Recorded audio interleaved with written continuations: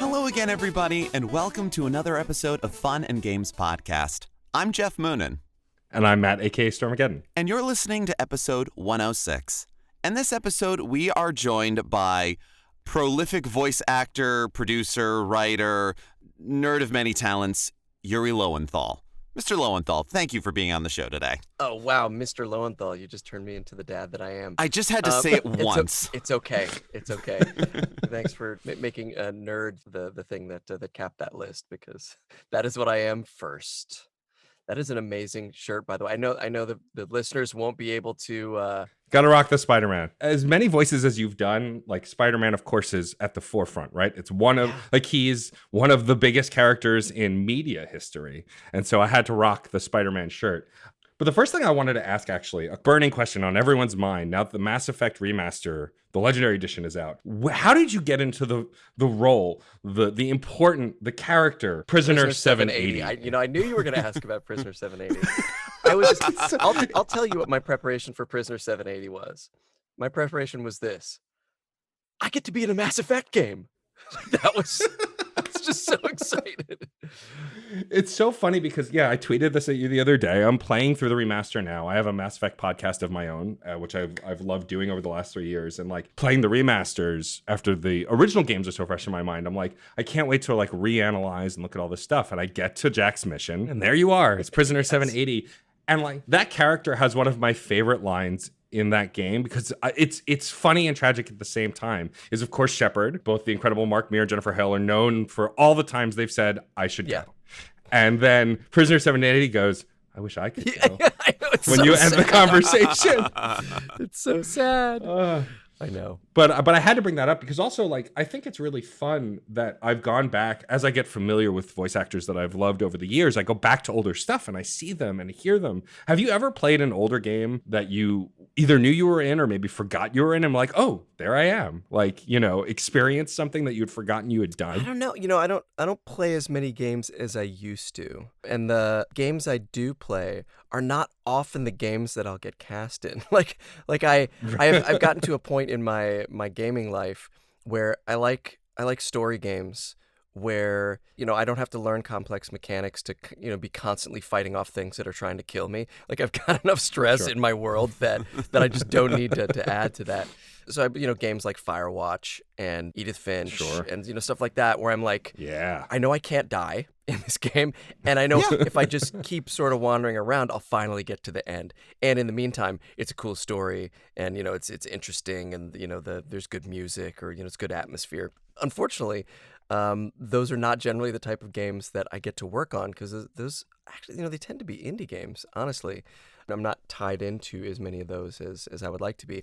Although this year I got to be in a game called Call of the Sea that was exactly that, and I'm playing that right now. So finally, that's amazing. So that's been fun. But yeah, that's what Twitter's for, and that's what people like you are for, because I had forgotten about that line, that Prisoner 780 line, and it's people finding my stuff and saying, oh my God, A, I didn't know he was in this, and B, this was a great moment or a hilarious moment or whatever, and I'm like, oh yeah, I'd totally forgotten about that.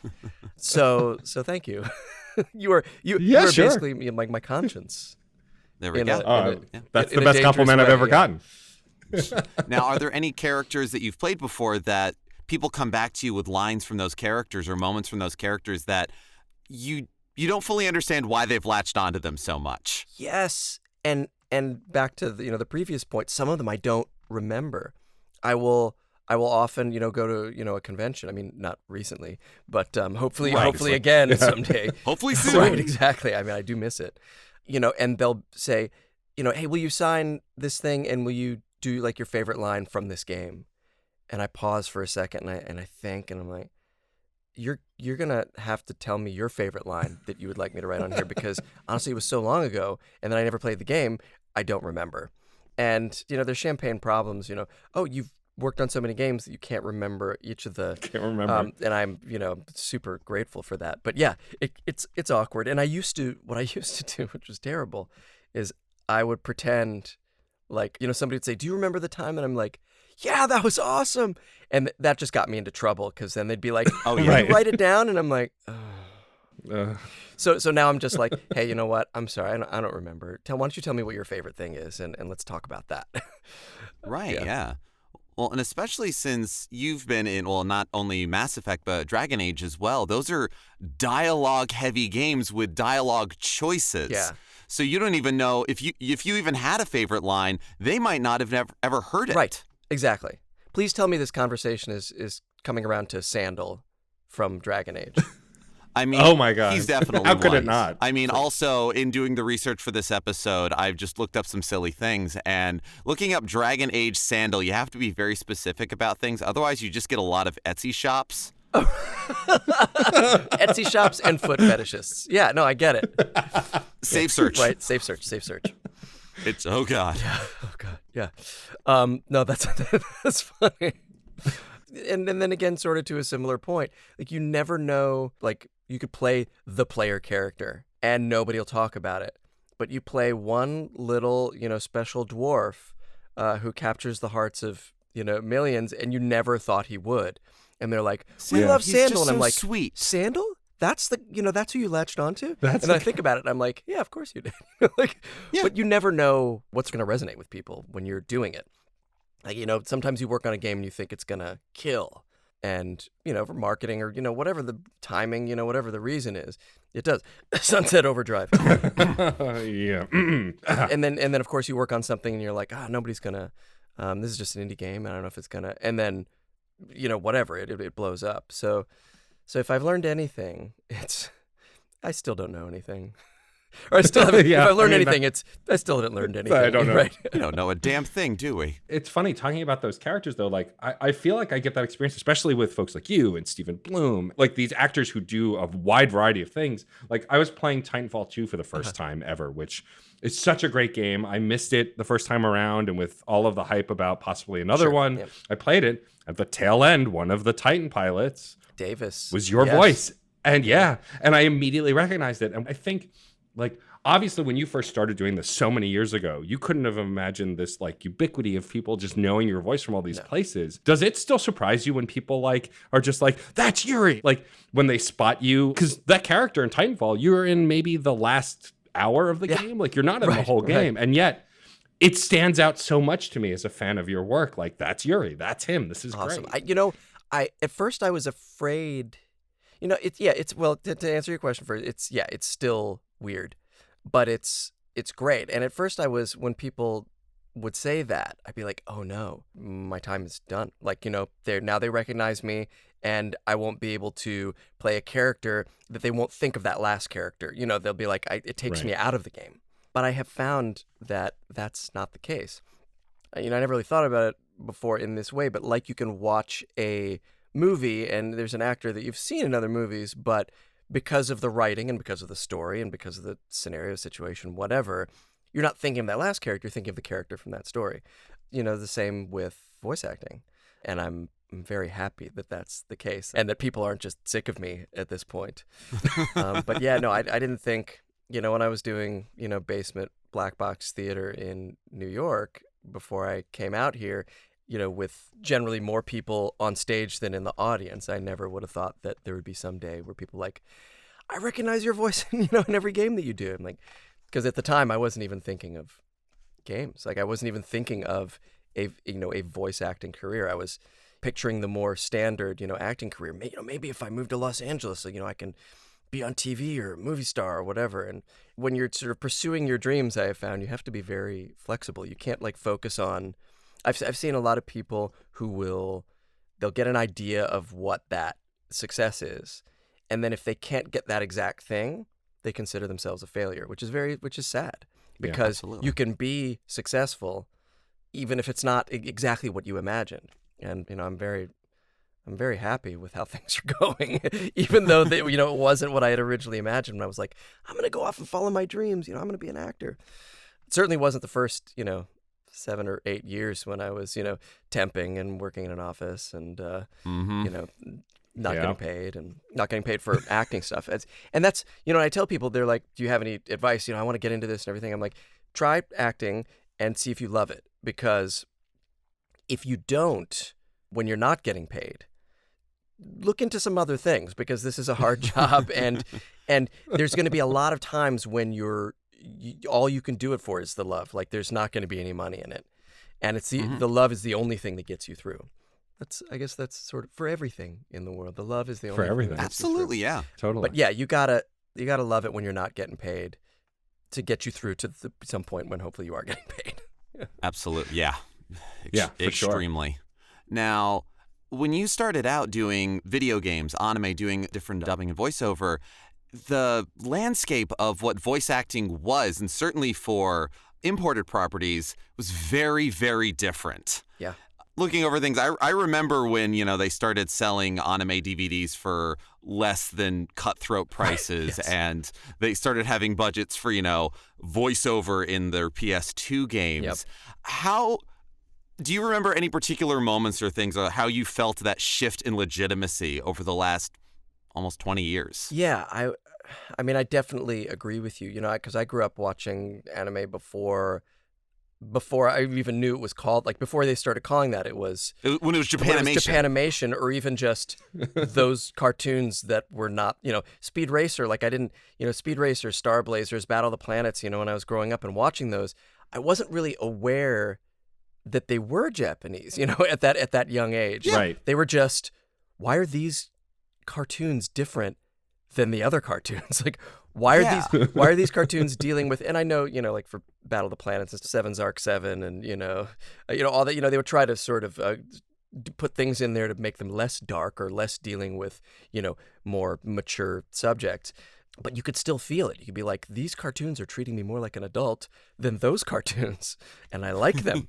But they didn't have the same budgets, and I don't know if social media or just, you can be more in touch with the fan base these days, and the fan base can comment a lot more loudly these days. Yes. And so back in the day, they were like, oh, this is how we do it. Let's just, let's get it done as fast as possible. They're not really paying us to do this.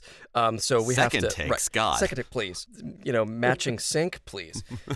So yeah, I think there has definitely been a huge shift. I think the audience has demanded, better performances and better dubs, and we've all benefited from that. Now, I came in when they had already sort of started paying more attention to that.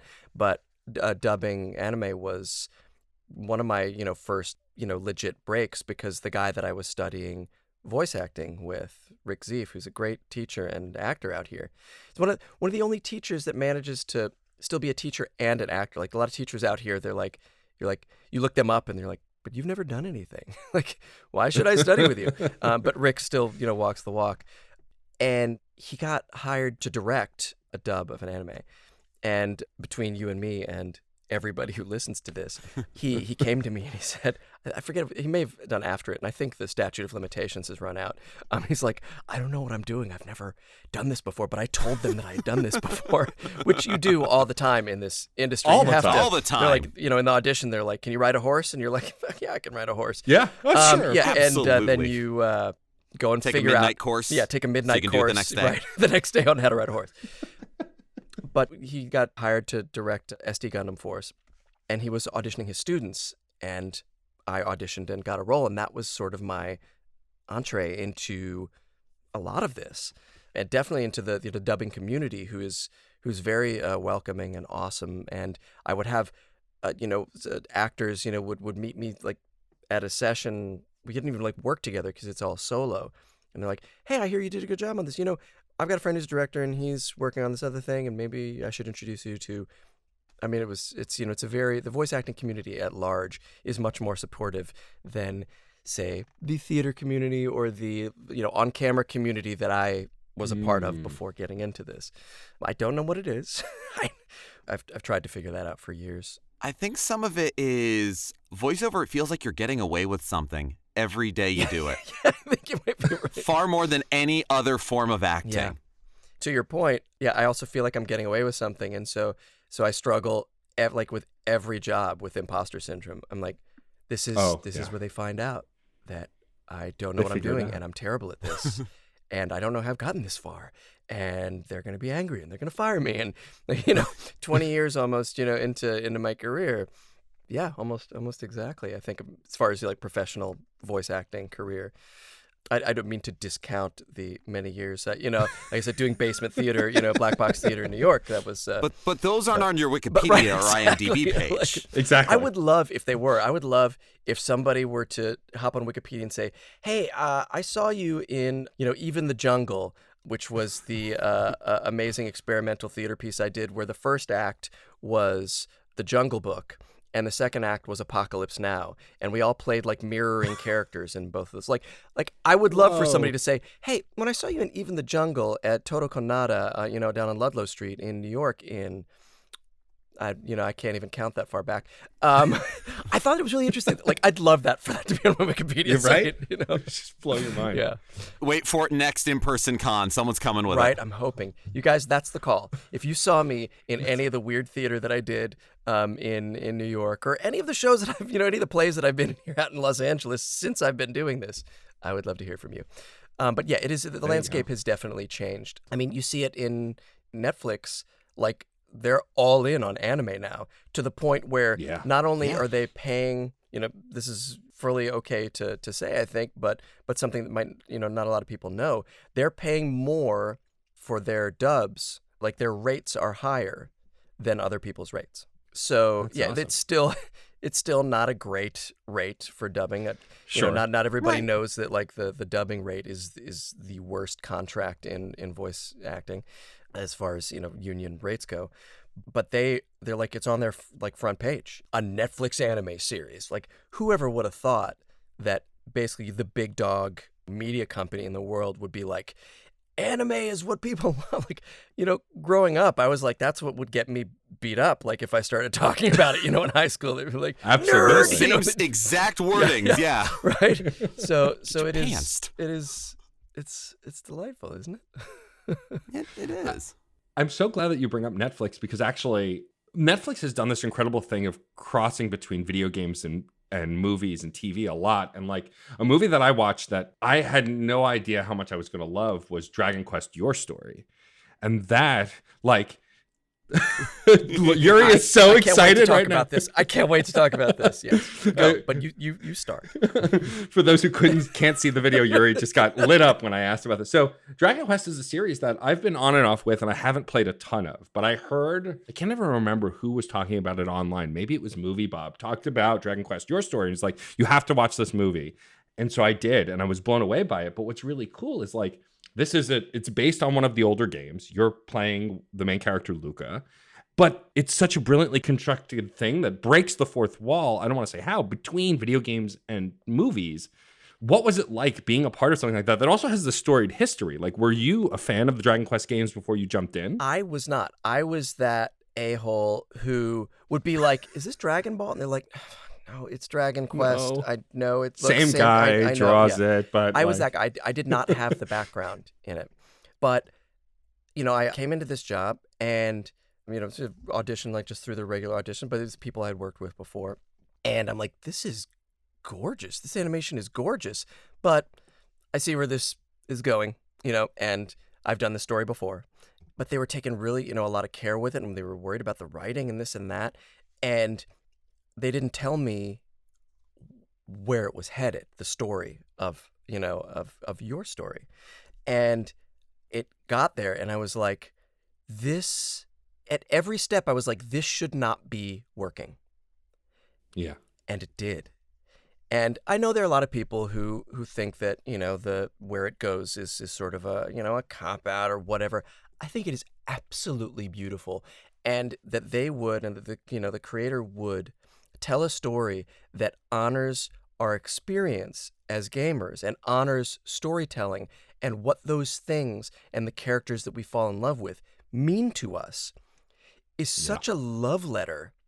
And it's not just like hey, the creator tweeted, hey, thanks guys for, because this means a lot to me. This is, we're going to spend the time and the money to make a whole movie to show you how we feel, and how I feel, and how it shouldn't have worked, and it totally did. And I was so, as we were going through, and then at the end, by the end, I was so proud to have been a part of that project. And I got to watch it. I have a son who's going to be turning 5 soon, and because I'm a big, movie nerd, movies are at the core of me, like everything. It is my language. Mhm. And so every day I'm like counting days. I'm like, okay, so how many days till he can see Raiders? How many days till I can show him A New Hope? How many days, till is the Fifth Element too scary? Like he's not even 5, but we've watched a lot of stuff that probably I shouldn't have shown him before now. But the other day I'm like, That's fair. oh my God. I think we were scrolling through Netflix stuff. I think I had said, oh, Lodge's too scary for him right now. We're not going to watch Dragon Quest. But he landed and he's like, can we watch that? And I'm like, yeah, we can. And he loved it. Aw. And it was awesome. So I got to watch it. Recognize your voice? He does at this point, mostly because Dad goes, "That's me." That helps. Right, that does help. And we watched it together, and it was the first time I had watched the whole thing all the way through, and it was great, and I loved it. And watching it with him was, fantastic. And so it was. He was running around yelling "Kaswoosh," like afterwards, which is the best. Yeah. Yeah. So you love when a catchphrase sticks. Exactly. So yeah, no, that's. I'm glad you brought that up because that was one of those surprises. You do jobs and you're like, I know what this is. I know what that is. Oh, another one of these. And that was one of the ones that just threw me, off the track a little bit in the best possible way. Yeah, a movie like that is important to me as a video game player also because, like, I was just talking about the Mass Effect series. Like, I've played through that series 8, 9 times, making different choices, falling in love with different characters, and all of those characters mean so much to me. So I feel like I am Shepard in most of those times. Yeah. Male, female, doesn't matter. I feel like I'm that character. Yeah. And Dragon Quest, Your Story, pays homage to that experience as a video game player, which I think is what is so important for it. What I'm saying is if you're listening to this and you've not watched Dragon Quest, Your Story on Netflix, go watch it. It is phenomenal. I feel like now is a good time to pivot into one of your biggest roles, safe to say, playing Spider-Man, a comic book character that's been around forever and everyone knows. And that you're not just playing in one game. You are more or less the guy. Yeah. As Spider-Man. Like, there's the Lego Spider-Man. Yeah, love it. Love it.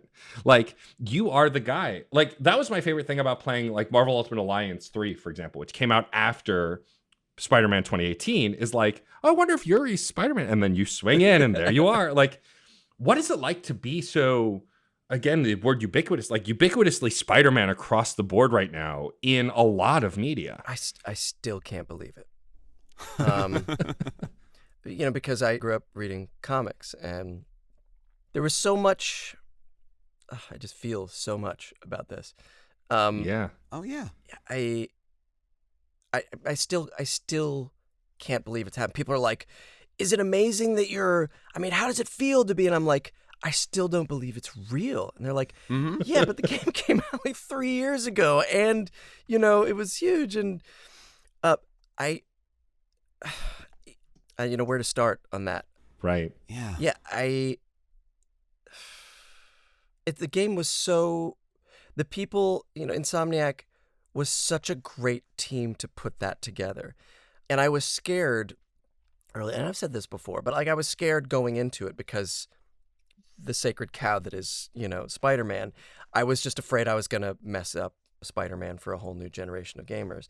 And because how could I be Spider-Man?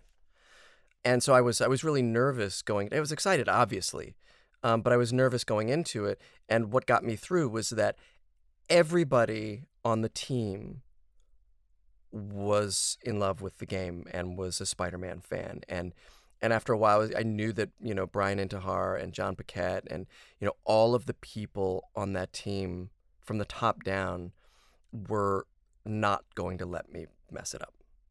Right. They loved it too much. But also, when you work on a bunch of stuff, there's writing that's fine, and there's writing that's less than fine, and then there's writing that's good, and then there's writing that's great. And your job is, harder from bottom to top. Like, it's harder when you have to work with a script that's not great. And, when the writing is that good, it gets easier. And it makes it very easy, and I credit that to my performance. And we got to do full performance capture for all of the cinematics, And I'm not saying I did all the flipping and stuff like that. That was definitely What? No, Ross no, or you didn't Seth do or that? any one of my awesome stunt performer double. You can't actually people. stick to walls. Ah, Immersion sorry, broken. man. I'm right. I could sort of fake it in this booth, Right. But Exactly. We all have. we all have. And I did during those, where they have the sort of the efforted version of the line, and then the non-efforted version if you're perched when you're saying it, which was something they came up with in the middle of the game, but worked. I would have to get the efforted version. I came up with this sort of swinging motion that I would do in the booth to get it to feel, to get it to sound right. It took us a while to dial in because at first I just sounded constipated when I did it, which is not something you're playing a Spider-Man game for. Let's be honest. No. Yeah, it's truly to do that. Being a comic book nerd growing up and just getting to land on that game. I still wake up and I'm like, was that all a dream? This is really possible. You couldn't really be Spider-Man, right? I mean, it is. It's the best. The short answer is, it's the best. And you've gotten over your career to kind of get to step into and out of a lot of different characters. And Spider-Man's a great one because, yeah, it's always that, like, let's not screw it up. But one of the great things about Spider-Man, whether it's Peter Parker, whether it's Miles Morales, whatever, is they're everyman characters. So there's something absolutely great about that. And people are like, well, do the Spider-Man voice. And I'm like, you're listening to the Spider-Man voice, right? Like, I literally, This is it. I don't, change anything, because it is like Peter Parker somehow is just so close to who I am naturally. I mean, I'm not as smart as he is for sure. I definitely fake that part. But That's the writing. That's the writing, right? Exactly. They come up with really good writing, and I just act gleeful about science. I pretend, like he's talking about, subatomic particles, and I'm thinking like comic books, Battlestar Galactica. Like in my head, I'm like pretend you're talking about that. Mm-hmm. Yeah, it's Technically, though, you do put on a voice for Spider-Man, but it's his alter ego. That's true. And that was something that they were really paying attention to. They're like, there's your voice when you're Peter, and we want a change when you've got the mask on, because the mask allows him to become someone else. His quips come, hot and heavy when he's Spider-Man, and less so when he's Peter. He gets to be a superhero, when he's Spider-Man. He gets to live that part of, that dream. And when he's Peter, he can't do that. He has to keep it clamped down. And they were very, like, sometimes the director, Chris Zimmerman, the performance director, would call me out on it. She's like, okay, remember, you read that as Peter, but you're Spider-Man. No. So can we get a more Spider-Man read? They were very specific on dialing in that difference. And even more beyond that, though, Spider-Man has an alter Spider-Man, everyone's favorite cop. Yeah, Peter Parker couldn't come up with see. Spider Cop. I see where Spider-Man you're going could with come this up with now. Spider Cop. Yes. Yeah, Spider. Like this game couldn't get like any cooler, and then like something cooler would happen, and just to give you a little backstory on that. That was another one of those things that the writer Ben Arfman, who was writing some of the tutorial stuff on that, and like him and John Paquette, tag teamed the script, and it was a team of writers, but I would say most they were sort of at the forefront. Ben was writing tutorial stuff, and he went through like 30, 40, 50 drafts. He's like, this is all boring. People hate tutorial stuff, and he was tired, and he loves old movies, and he's like Spider Cop, and he came up with Spider Cop, and he brought it to whoever the muckety mucks were that he had to report to. And he's like, I don't think this is going to work. And they looked at it and they're like, yeah, this is probably not going to work. But this is what we've got now. Go in and record it. And we'll come up with something later. It's still early enough in the process. We can fix it. And he brought it in and he told me, he's like, this probably isn't going to work. But I love old movies too. And like I immediately keyed into, and we went for it. And we all know how that ended. I want Spider Cop DLC. Everybody wants Spider. I want a Spider Cop skin. Like Spider Cop. He's canon in the comic multiverse. He's canon in the I know. That was again, being a comic book nerd. That was particularly like, I do feel the cool thing about as they say, anyone can wear the mask, but I do feel a certain ownership, to this Earth 1048 Spider-Man. Like. Yeah. Like that's my Spider-Man. Like Yeah. I obviously I created with a bunch of other people, but like that's my guy. Like a lot of people can say they played Spider-Man, but like this is my Spider-Man. Yeah.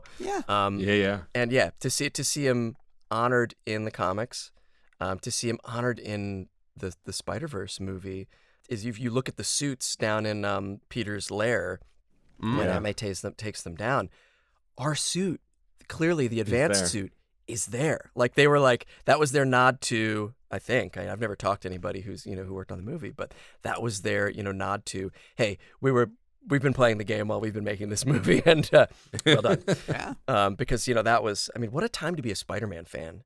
To get that movie and these games, or those movies, because I guess we're getting another one soon, and these games and just and the live action movies, which are these new live action movies, which are awesome, and just all the Marvel stuff and the Avengers movies and everywhere where Spider-Man sort of appears these days it hasn't always been that way, for Spider-Man. That's awesome. Yeah, I really love that he's everywhere now. And like, I guess my last question about Spider-Man is, obviously both Spider-Man and Miles Morales end with cliffhangers, teasing that there will be a Spider-Man 2. Right. There's been no official announcement yet, but Insomniac has been very candid that there will be more. Yeah, COVID has slowed everything down, I'm sure. Yeah. Yes. For everything. But that said, I'm sure you can't talk about anything about what the next game will be, but is there anything that you would love to see as a comic book fan? Something you'd love to get to do as Spider-Man, or some villain you'd love to fight? I am glad that you brought that up, because something just occurred to me, and I've never answered it this way before, but I think this is my truest answer. I would love to see, at least as like a side mission or something. No, I mean, it deserves its own game, but at least a side mission. I would love to see like a romantic comedy side mission with Spider-Man and Deadpool. Like, I would love for Deadpool to come in and just be hitting on Spider-Man in the only the way only he knows how to do in the comics. Like, he's totally obsessed with Spider-Man. And I would love to see him try to nail Spider-Man in like a side mission, and it would just be that relationship is so awesome. Awesome. And so I would love to see Deadpool and Spidey. I don't know what that would take. That's probably impossible, but I'd love to see that. Yeah. Who knows who owns what or what, but like, I'm with you there. I want that. Yeah. I mean, I agree too. And like, also thinking back to the Deadpool game that came out years ago, that Nolan North, of the incredible Nolan North, was like, hearing Nolan North flirt with you would be on the top list of my let's make that happen. There you go. Me too. Guys, you heard it here first. Let's make that happen. And if it's already, if it's already ruminating somewhere with some, Marvel or somebody muckety mucks, I'm sorry if I let the cat out of the bag or blew it. But let's just say it's what fans want. So make it happen. Yeah. Make it happen. That's the thing to remember. Yeah, absolutely.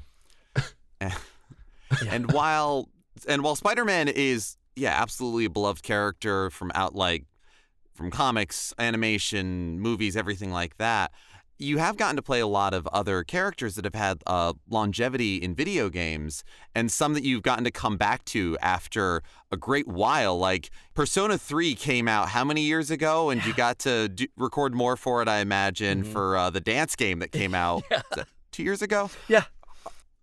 Are there other characters that you've played that you're like, I'd love for another game with them?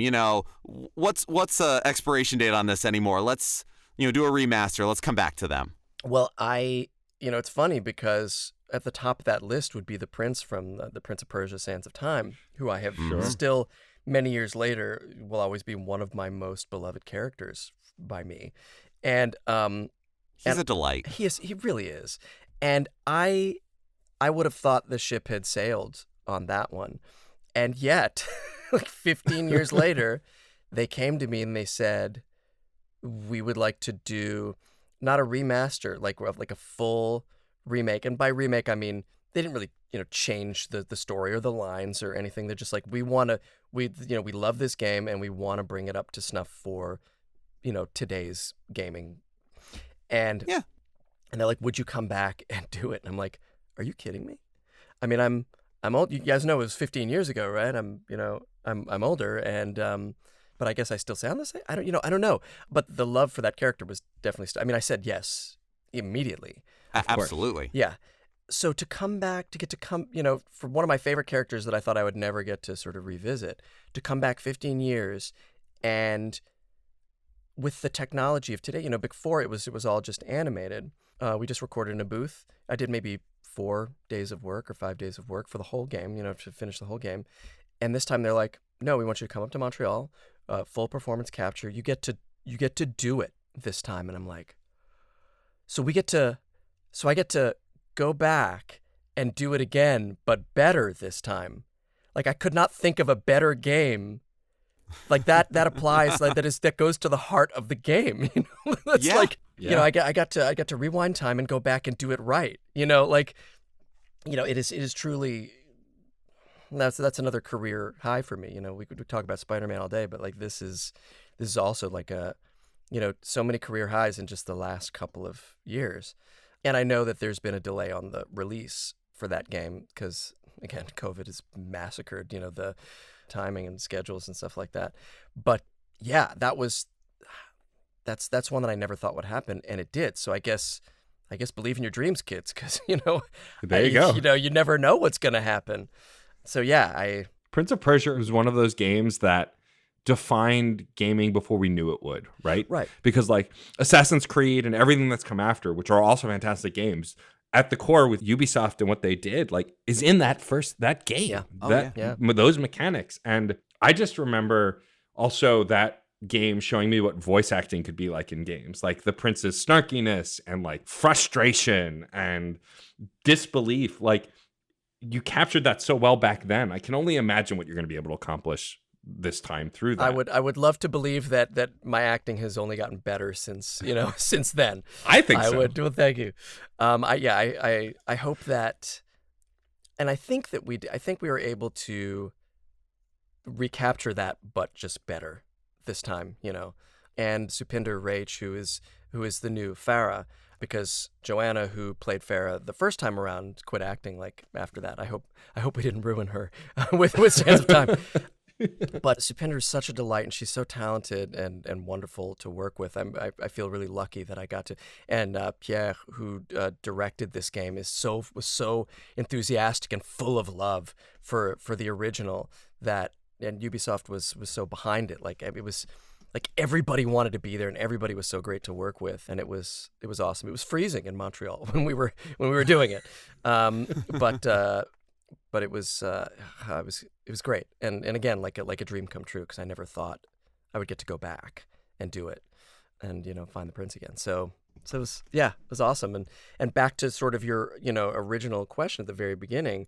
Yeah, that was sort of also where games started to get like a lot more dialogue. Like, when I first started playing games, there was zero dialogue, because there wasn't any room. The technology wasn't there. Yeah, beware I live, and that's about it. Right, exactly. Yes. And now, I mean, you see, stories, told, like, The Last of Us and, Spider-Man, like these sort of epic sagas of, there's so much dialogue, and it allows you to really build these characters that people can fall in love with. And so it's, that has also happened in the last, 15 to 20 years. And it's great. It's an incredible thing to say, yeah. Yeah. It's one of those things that, like, and I've said this before on other podcasts, Spider-Man for PS4 is the best Spider-Man story ever told, in my opinion. And I've read a lot of comics, I've seen a lot of movies, but like your relationship with Dr. Octavius, even though everyone playing that game knows where that's going, right? Like, everybody knows, it's still so heartfelt. Everything with Mr. Negative, everything with Aunt May, like all of it is done. Can I relate to your conversation with Mary Jane when you're trying to like get things going again and like it's I think, like, there are a lot of great portrayals of Spider-Man, but because we get to spend so much time with that Peter and that Spider-Man, it's some of the best storytelling in I think Spider-Man history. And it has to be, again, coming back to that point, because you spend so much time with the character. In a movie you can only tell this much, but in a game it has to be better, because if not, then you lose interest or you don't care, or you can have really cool mechanics and it's fun to play, but there's an extra little thing that you don't get if you're not paying attention to the characters and arcs and story. And I'm really I'm honored and kind of embarrassed just because it's hard to face up to that that you would say something as cool as that, because I'm gonna shut up now. But well, it's true. Thank you. And nowadays, dialogue and everything, it could be hundreds of pages of script for a video game because of all the dialogue options. And even now, there's still bit characters in games. You're only in a scene or something like that. Is it better to be able to make bold choices for a one-off character because you're like, I can go as crazy as I want, or to have those so many options, like I get to build this person? Yeah, that's one of the things that I love about playing bit characters. I mean, people sometimes forget. They're like, I don't like go home and go to sleep, for in between like Spider-Man and whatever sort of main character. I'm working on bit characters, as often as I can on other games, in and out. And that's the thing I love about coming in to play bit characters is you can take chances. You can, make bold choices that people don't, as an actor, that people don't necessarily know you for. So that's my chance to go, oh, I don't just play this, guys. Here, check this out. And they may not always go with that choice. That's not always necessarily the choice that is. They may be, what, that was exciting and very funny, but that doesn't belong in our game, and you need to maybe do it a little bit, But that happens. It comes up a lot in like the Warcraft games, or that type of thing, or Diablo. They're like, hey, you're this bartender for this little section, and then you just come up with something, and sometimes it's not at all what people normally know you for. Nolan North, people talk about Nolan. Sometimes they'll complain about, I always know it's Nolan North. No, you don't, because here's the thing about Nolan North. He is so much more talented than you think he is, that you don't recognize him. People generally recognize me. This is where I live. And most of my characters, maybe a little higher or just a little lower, but they all sound like Nolan is a chameleon that way, and he shows up a lot more than people think he does, and it's fun to do that, to play something and to take those chances. Some of your bit characters are some of my favorites. Like the most recent bit character that I can think of is Johnny from Final Fantasy VII Remake. Yeah. I love that lunkhead, that meathead. He's so lovable. He has my heart from the first frame. Just thinks he's the most handsome, bravest, smartest guy in the room, and he's not handsome probably, but none of the rest. I don't need a full game of Johnny, but Johnny is wonderful. Right. So good. He's coming so to Tifa's earnest. rescue. Yeah. Yeah. He's a mixture of full of himself and earnest that I don't know that I've ever quite seen that way before, which I think is what's charming about him. Bro, in the beginning, he's irritating. Bro. Exactly. That was another surprise, much like Dragon Quest, your story. Yeah. I was like, oh, I've done Final Fantasy games before. Oh, I've seen this guy before. I know what this is. But I didn't, and it was a joy. He had 6 lines of dialogue in the original. He's a character now. Yeah. Oh, that was so much fun. Yeah, I mean, well, what's funny about Johnny also, I think, as a character is he's meant to be irritating in the beginning, right? Mm-hmm. You, like Cloud, are meant to be irritated by him. Right. And then by the end of his arc, you're like, oh, he's kind of charming in this kind of dumb, lunk-headed kind of way. Somebody called him, on Twitter, somebody called him a himbo, which is a word that I had never heard before. And now I use to refer to him, Strong himbo energy, absolutely. Yeah, for sure. He's one of the characters I use as an example when I had to explain to my spouse what a himbo is. Excellent. Yes. You've made it. The best. We're getting towards the end, and we're going to wrap up in a minute. But I want to ask, something that you may not get asked a lot, but what are the kinds of games you mentioned? What Remains of Edith Finch and Firewatch and some other stuff. What kind of games are you playing right now? I imagine with a small child, there's less time for gaming and the work, of course. Yes. I know nothing about being a workaholic, producing 8 podcasts, and hosting 4 podcasts. Sure you don't. No, not at all.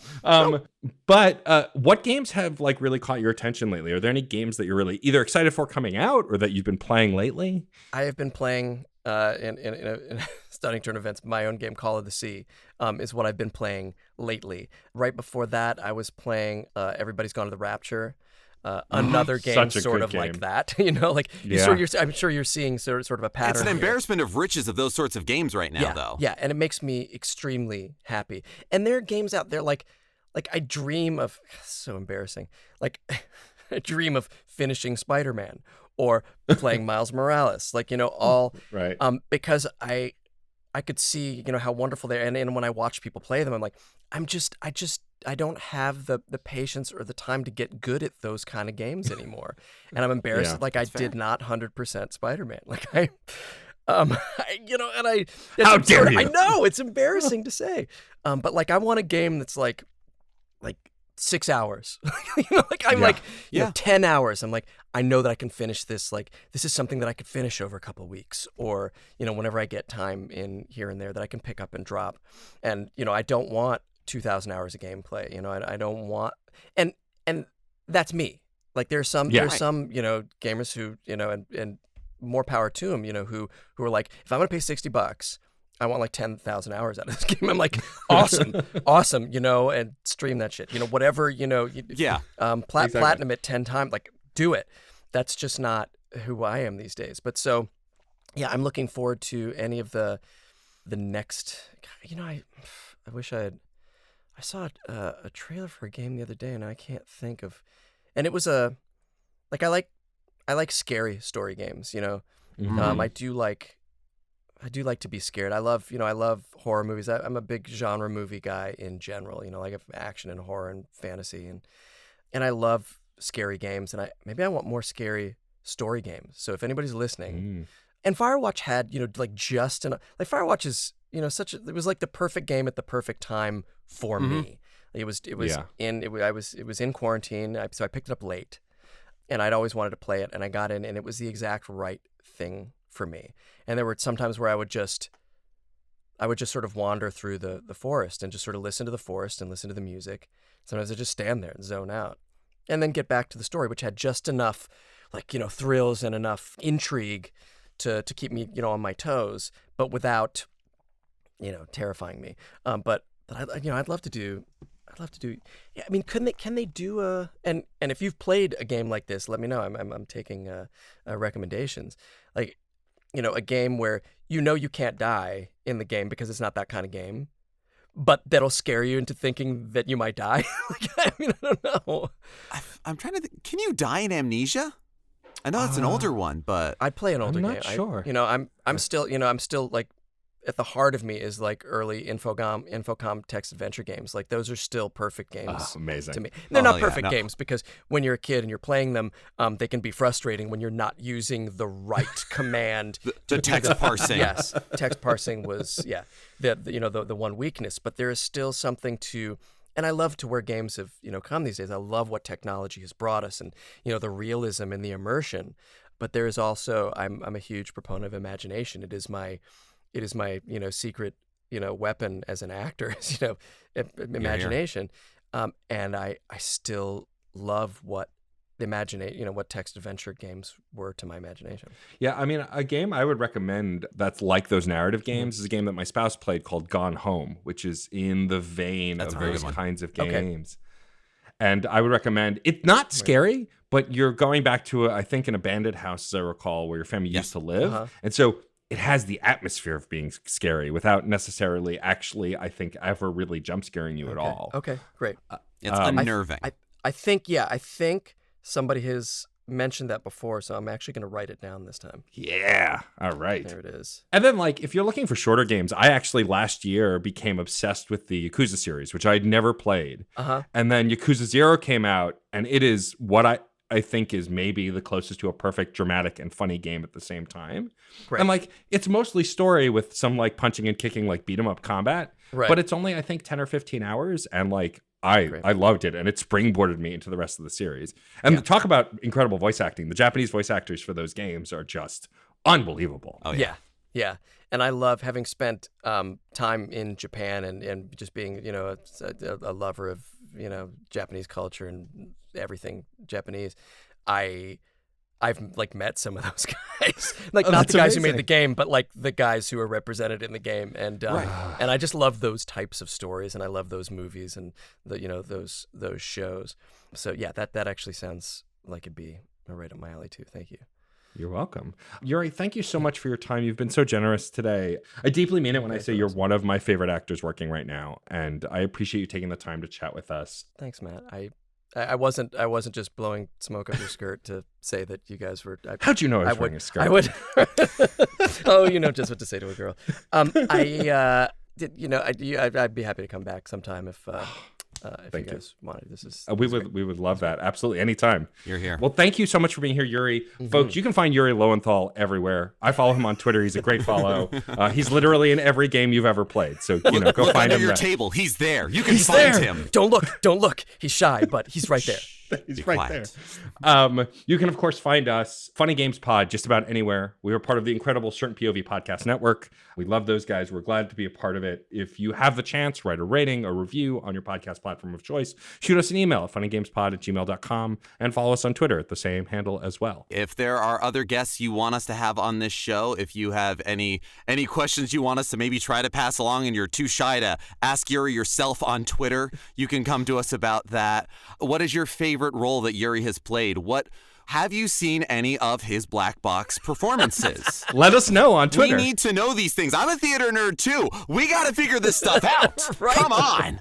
So please, your thoughts, your concerns, your questions, everything, reach out to us. Let us know, because this is a conversation. And thank you for being a part of it. I'm Jeff Moonen.